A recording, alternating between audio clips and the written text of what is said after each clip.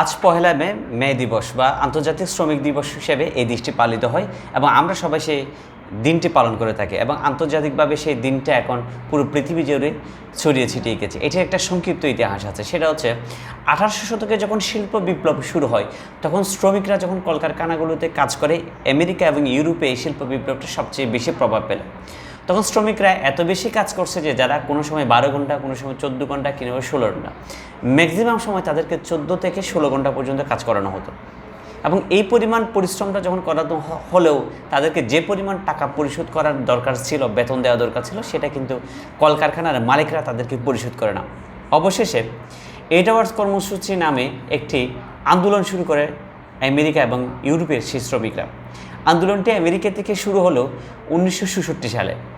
1966 সালে আন্দোলনটি শুরু হলো। আন্দোলনের যে রূপরেখা সেটা কিন্তু ক্রমান্বয়ে বাড়তে থাকে।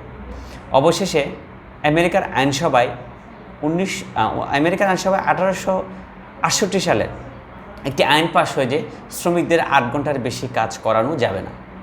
এই আইনটি পাশ হলেও কলকারখানার যে মালিকরা তারা কিন্তু সেটা মেনে নিতে রাজি হন নাই এবং শ্রমিকদের উপর যে নির্যাতন, যে পেশা পৈশিকতা, যে ধরনের নির্যাতন চালায় সেটা চলেই যাচ্ছে। তাদের ন্যায্য অধিকারের দাবি হচ্ছে না, তাদের সময়ের কোনো লিমিটেশন আসছে না এবং তাদের যে ন্যায্য বেতন সেটাও কিন্তু দেওয়া হচ্ছে না। অবশেষে শ্রমিকরা আন্দোলনটা যখন আরও তীব্রতর করে তুলে, আন্দোলনটা বছরের পর বছর চলতে থাকে। 1985 সালে আন্দোলনটা যখন আরও তীব্রতর হয় তখন 1986 সালে শ্রমিকরা সবাই সিদ্ধান্ত নেয় যে 1986 সালের 1 মে তারা ওই দিনের পর থেকে 8 ঘন্টার বেশি কোনো শ্রমিক কাজ করবেন না। এবং এটার জন্য 1 মে 1886 সালে শ্রমিকরা আমেরিকার শিকাগো শহরে একটি আন্দোলনের ডাক দেয় এবং ওই আন্দোলনে বলা হয়েছিল প্রায় 5 লক্ষের অধিক শ্রমিক একসাথে জড়ো হয়ে গেছিল।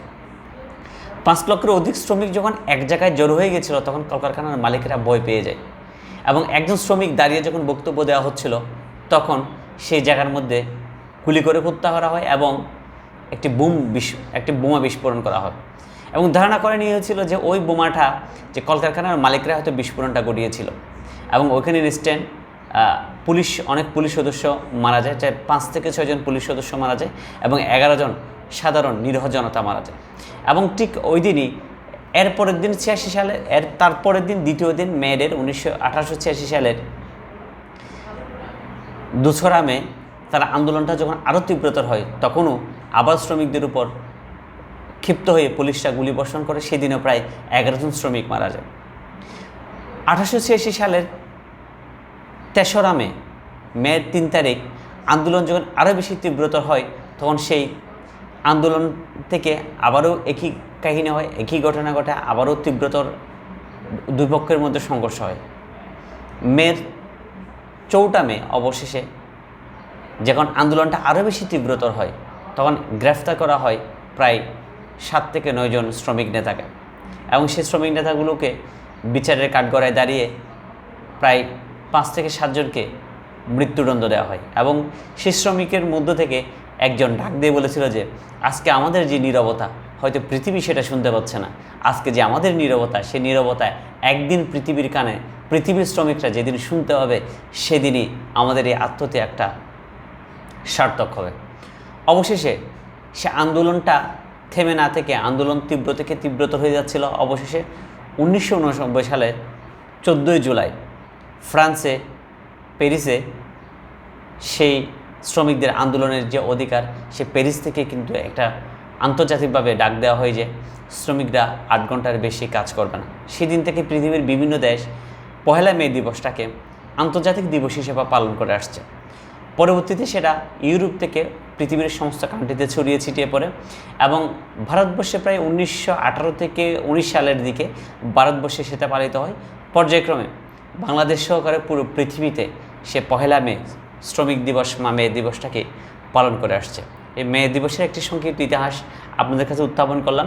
এই ইতিহাস আমাদের প্রত্যেকেরই জানা উচিত।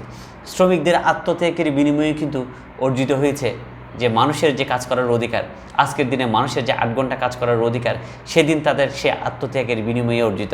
তো মে দিবসে যাদের মাধ্যমে কার্যকরিত হয়েছে, যারা শহীদ হয়েছে মে দিবসে, তারা সবাই মাগফিরাত কামনা করি এবং তাদেরই আত্মত্যাগকে আমরা সম্মাননা জানাই এবং আজীবন পৃথিবীর মধ্যে যতদিন বেঁচে থাকবো আমরা যেন সবাই সেই মে দিবসটাকে শ্রদ্ধার সহিত সম্মানের সহিত পালন করতে থাকি।